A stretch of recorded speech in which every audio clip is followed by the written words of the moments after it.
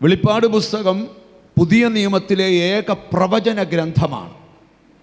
ക്രിസ്തുവിൻ്റെ മാറോട് ചാരി നിന്ന യോഹന്നാൻ, കർത്താവിൻ്റെ ശിഷ്യന്മാരിൽ ഒരുവനായ യോഹന്നാൻ, പുതിയ നിയമസഭയ്ക്ക് 5 പുസ്തകങ്ങൾ കാഴ്ചവെച്ചു.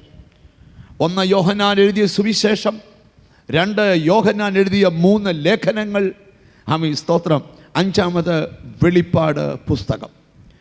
വെളിപ്പാട് പുസ്തകം യോഹന്നാന് ദൈവം വെളിപ്പെടുത്തി കൊടുത്ത കാര്യങ്ങളാണ് ഇവിടെ പരാമർശിച്ചിരിക്കുന്നത്.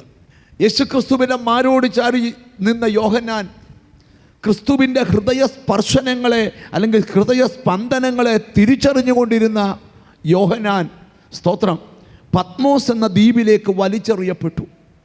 നമ്മുടെ ലൈഫിൽ ഒട്ടും പ്രതീക്ഷിക്കാത്ത ചില കാര്യങ്ങൾ നടക്കുമ്പോൾ ഓർത്തോണം, അതുകൊണ്ട് നിങ്ങൾ ഇല്ലായ്മപ്പെടുവല്ല, എന്തിൻ്റെയൊക്കെയോ തുടക്കങ്ങൾ ദൈവം ആ വിഷയത്തിൽ കുറിക്കുവാൻ പോകുകയാണ്.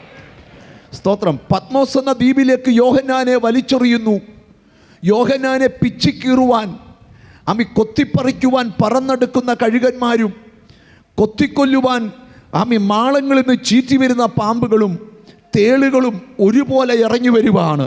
പക്ഷെ യോഹന്നാനോട് അടുക്കാൻ കഴിയാത്തൊരു ദൈവ സാന്നിധ്യം പത്മോസിൽ വെച്ച് യോഹന്നാനെ മൂടാനിടയായി. യോഹന്നാൻ പറയുക, നിങ്ങളുടെ സഹോദരനും ക്രിസ്തുവിൻ്റെ സാക്ഷ്യം നിമിത്തം ഞാൻ പത്മോസ് എന്ന ദ്വീപിലായിരിക്കുന്നു. ദൈവവചനവും ക്രിസ്തുവിൻ്റെ സാക്ഷ്യവും നിമിത്തം ഞാൻ പത്മോസ് എന്ന ദ്വീപിലായി. പത്മോസിൻ്റെ ദ്വീപിൽ വെച്ച്, സ്തോത്രം, യോഹന്നാനെ ക്രിസ്തു വെളിപ്പെടുന്ന ഭാഗമാണ് ആദ്യത്തെ അധ്യായത്തിൽ വെളിപ്പെടുത്തിയിരിക്കുന്നത്.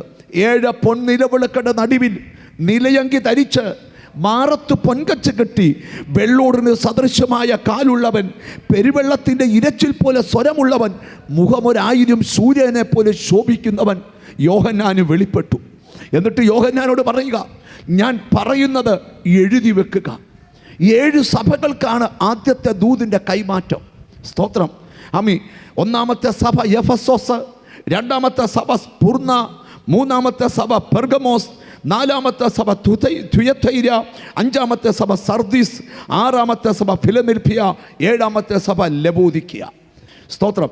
പെർഗമോസിലെ സഭയിലെ ദൂതൻ എഴുതുമ്പം നമ്മളെല്ലാം പറയുന്നൊരു പദമാണ്, എല്ലാം ദൈവം കാണുന്നുണ്ട്. മനുഷ്യനെ വേണേ മറയ്ക്കാൻ ദൈവത്തെ. അപ്പം ദൈവമെല്ലാം കാണുന്നു എന്നൊരാശയമാണ് ഇന്നത്തെ വാക്യത്തിനകത്തെ ദൂത്. ദൈവത്തിന് സ്തോത്രം.